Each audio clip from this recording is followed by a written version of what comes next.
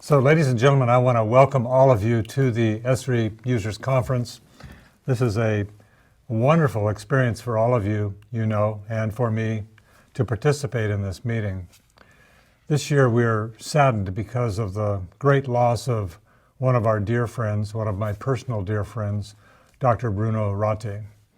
Bruno inspired me as a young person to push hard on implementing GIS in so many ways.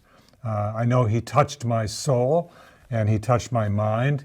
He always brought context to the way I thought. He would bring historical context and geographic context. He was a true intellectual as well as a personal friend. And his enthusiasm for geography and our science was everywhere. He would always come to a new situation with a positive view of life and the future. And for me, that was a huge gift. He kept me going all the time, and it was a great pleasure to be with him. So I want to acknowledge his spirit, the spirit of the science of where in this particular audience, the spirit of bringing geography to life at a science level, but also the experience of just personal connections and relationships, which he always fostered and nurtured among this community. So, ladies and gentlemen, let's just take a moment and think about Bruno and remember his memory.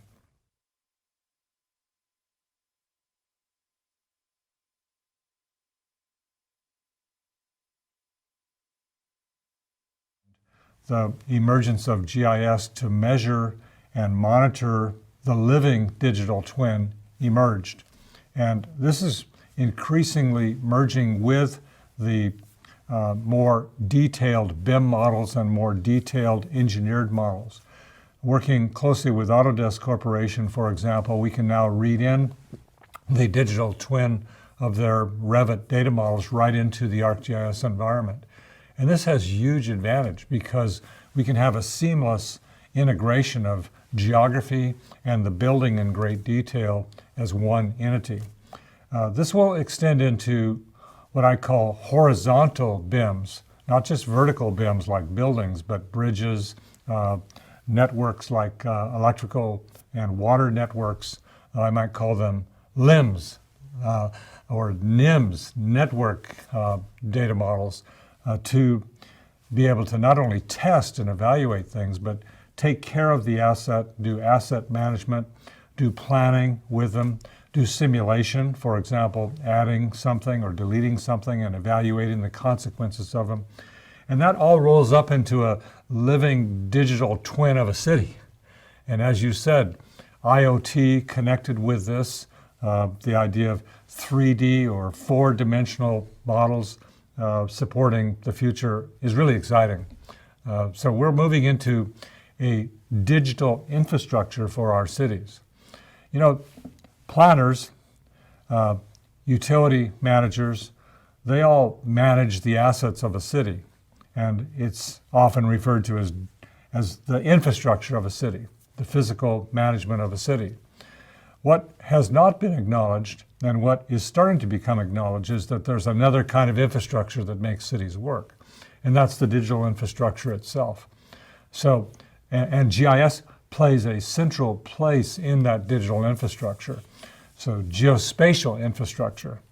As we look to the future, one of the main aspects of urban infrastructure will be the geospatial infrastructure. And just like water lines and just like roads and just like electrical network infrastructure, this will become more important. Today, the emerging technology of digital and geospatial infrastructure is like the cars, just emerging. And I think it will change the fabric of cities. People will still live in cities, but they'll be able to live also in many locations and still connect. The power of being all together physically in a dense location is being superseded by what we're doing today, Zoom meetings, team meetings that connect us almost like we're together, but we're not. So I see that as impacting the world. And GIS professionals, of course, are the people that build and manage and leverage and build applications on top of this emerging geospatial infrastructure. So it's for me, it's a bright light. Big companies like Telecom Italia or the utilities, the electrical utilities, the water utilities, the road organizations across Italy will increasingly move into this digital twin way of managing their assets. And so GIS people will be the center part of that, because it's not like simply fly around on electronic maps. That's interesting for consumers. But the essence of geospatial infrastructure is running organizations. You know this, particularly you in the audience know that you manage the system of record. You manage the ability to communicate about geographic stuff. You manage analytics so we can understand how things are interrelated. So it's like a treasure, this digital twin or geospatial infrastructure digital twin, which is not just one data model, it's many data models spread out across the web, will empower the future. And I know that you're interested in sustainable development. I know that. We all are. We've got to decarbonize our world.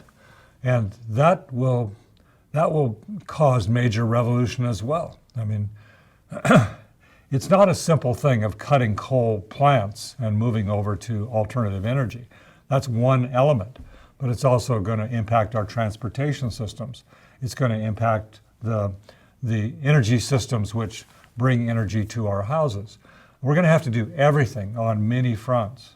And central to that will be to understand geography and bring the power of geointelligence to not just the professionals, but also get everybody in the citizenry, involved in this.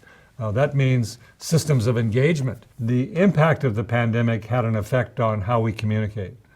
It was an unexpected consequence. Everybody stayed home, and a new technology of interconnecting us emerged really very rapidly. I mean, here at Esri, within 1 week, we had 5,000 employees that started to work from home. And using Zoom and Teams, we were still able to be together and keep the business going, serve our users, serve our customers. And I know you did exactly the same thing at Esri Italia. And so this is a case where technology overcame, or didn't overcome, but it substituted for the actual physical being together. And this was transformational to our own organization, but to all institutions across the world. I'm encouraged by the role of technology and the response that we can make as human beings.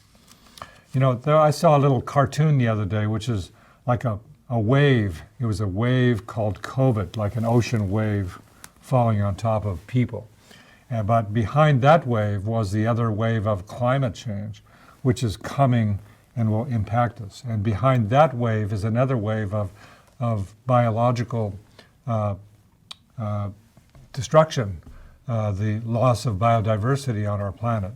And behind that wave is the mass migration that you're experiencing in Italy, coming up from Africa into Europe. And so these are all big challenges that you and I and our users that are listening are facing. And what I think of as positive about the outcome of COVID in our community was that GIS people stood up and they responded. They built the websites that showed the cases of COVID moving.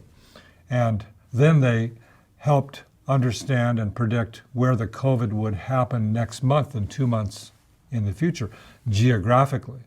And those overlays impacted hospitals, so we understood and could predict the kind of wave of impaction on healthcare facilities.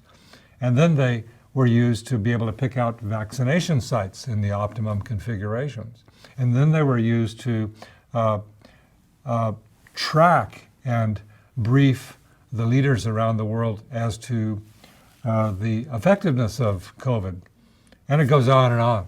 So that kind of response by our users, I just want to take a moment and acknowledge everybody listening, because I know in your various provinces and cities and in the national agencies, you did it. And I'm so proud of you, frankly. It's moving. But I also feel like these other big waves of future impaction will be overcome, will address it. Climate doesn't exactly have a vaccine that we can fix, but we need to, decarbonize. We need to build alternative energies.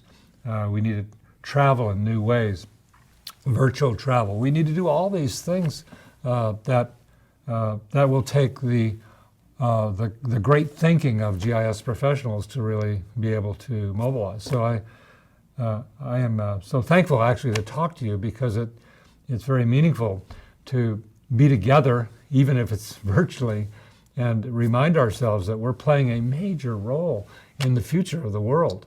Our users are going to, I think, create the infrastructure for creating a sustainable future. I'm very encouraged by AI and machine learning, not as a technology by itself, but the integration of it into GIS. And our users will be using AI and machine learning without even knowing it in many cases. It's the way that we are designing it and implementing it inside of ArcGIS is that it just becomes more tools or more options for them to be able to leverage.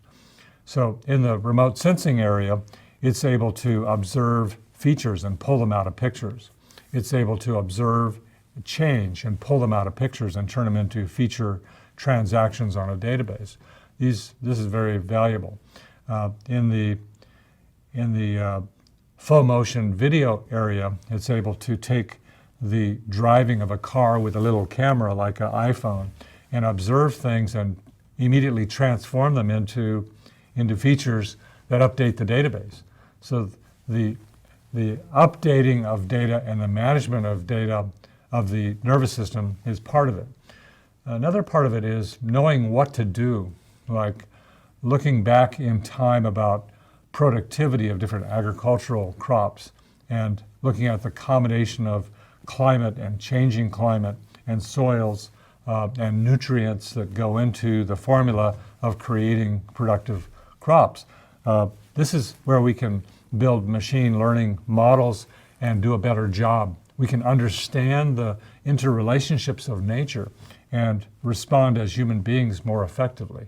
And this also goes into the science area. We can understand how the world works more effectively by looking at all these complex relationships and building models of how our environment is responding. And AI and machine learning is a big field. I mean, it's going to affect our human health. It's going to affect everything. But in the GIS area, it's also going to be very effective in knowing the answers. Well, let me just say in closing a couple of words. And if Bruno were here, he would say the same thing. Thanks to the users in Italy. You're doing really amazing work. I mean, it is inspired and great work. And I want to acknowledge it, both those in the academy and in the scientific areas as well as in the practical areas. And I also want to take a moment for the people at Esri Italia and say thank you for your good work in supporting the users and doing their work. This is a great community and a great ecosystem. You've laid down great footprints for the future. So thank you. Good luck in the rest of the conference, and